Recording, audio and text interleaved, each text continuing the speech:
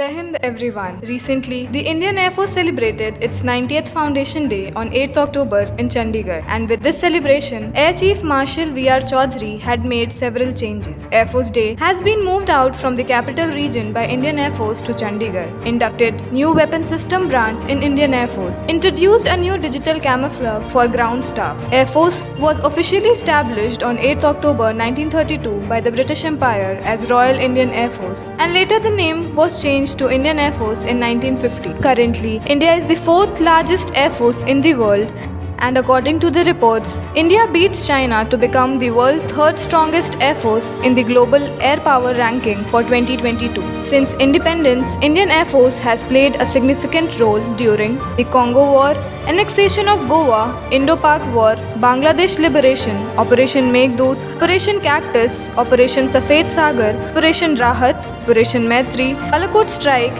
recently in Operation Ganga in Ukraine. Thank you. Stay tuned for more such videos.